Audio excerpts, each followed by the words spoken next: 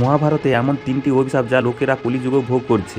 নম্বর 1, যুধিষ্ঠিরের সকল নারী জাতিকে দেয়া অভিশাপ, কুন্তির দ্বারায় কর্ণের রহস্য লুকিয়ে রাখার কারণে। যুধিষ্ঠির সম্পূর্ণ নারী জাতিকে অভিশাপ দিয়েছিল যে আজকের পর থেকে নারীরা কোনো রহস্য লুকিয়ে রাখতে পারবে না। নম্বর 2, শ্রীকৃষ্ণের অশ্বত্থামাকে দেয়া অভিশাপ। শ্রীকৃষ্ণ অশ্বত্থামাকে অভিশাপ দিয়েছিল যে তুমি 1000 বছর এই পৃথিবীতে বাস করবে, তোমার শরীরের ঘা আর রক্ত থেকে দুর্গন্ধ বের হবে, এই জন্য তুমি মনুষ্যদের মধ্যে বাস করতে পারবে না আর দুর্গম বনে পড়ে থাকবে, এই জন্য আজও অশ্বত্থামা জীবিত রয়েছে। নম্বর 3, শৃঙ্গি ঋষি রাজা পরীক্ষিতকে দেয়া অভিশাপ। শৃঙ্গি ঋষি রাজা পরীক্ষিতকে অভিশাপ দিয়েছিল যে দক্ষনাগের কামড়ে তোমার মৃত্যু হবে, আর তার 7 দিন পরেই দক্ষনাগের কামড়ে রাজা পরীক্ষিতের মৃত্যু হয়। এরপরেই কলিযুগের আরম্ভ হয়, কেননা রাজা পরীক্ষিত জীবিত থাকতে কলিযুগের এত সাহস ছিল না যে সে মানুষের উপর ভর করতে পারে। তাই ওনার মৃত্যুর পরেই কলিপুরুষ সম্পূর্ণ পৃথিবীতে ছড়িয়ে পড়ে, আর এই কলিপুরুষকে বধ করার জন্যই শ্রীহরি তার 10ম অবতার ধারণ করবেন। তাই সত্যিকারের ভক্তরা কমেন্টে জয় শ্রীহরি অবশ্যই লিখবেন।